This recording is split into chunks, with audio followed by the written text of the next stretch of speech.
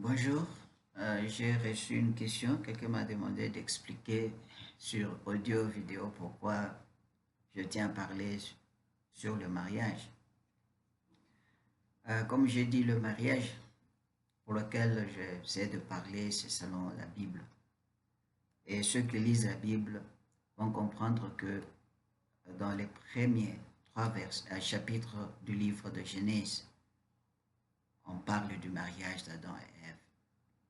Et si alors vous allez en Révélation, on parle du mariage. Cette fois-ci, on parle du mariage de Christ et de son épouse. On parle des noces, les noces de l'agneau. Et quand vous lisez les épîtres de l'apôtre Paul, il dit que le mariage est un mystère. Quand on dit que l'homme quittera ses parents, son père et sa mère s'attachera à sa femme, et les deux deviendront une seule chair. Il dit que c'est un mystère, si on peut comparer ça à Christ et à l'Église qui est son épouse. Alors j'ai compris qu'il y a un secret qui est caché dans ce que nous appelons le mariage. Il y a beaucoup de relations quand nous voyons la vie de Jésus-Christ et nous voyons la vie d'Adam. Jésus est appelé le deuxième Adam.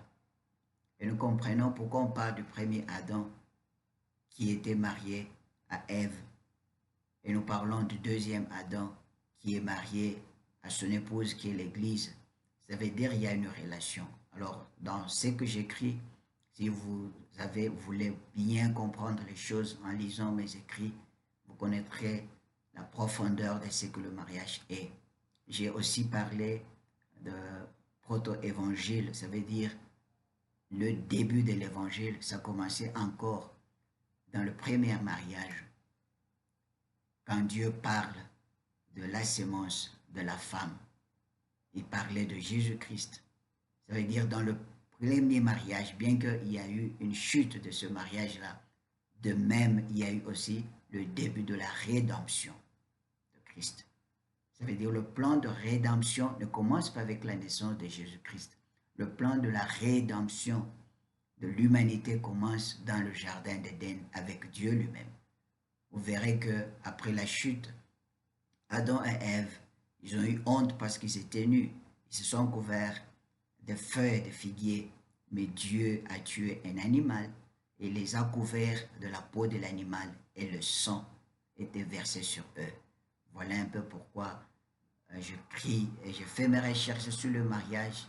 Il y a vraiment un secret profond pour ceux-là qui veulent arriver à rendre leur mariage beaucoup plus, je dirais un mariage comme une étoile qui brille, un mariage comme un témoignage dans leur vie.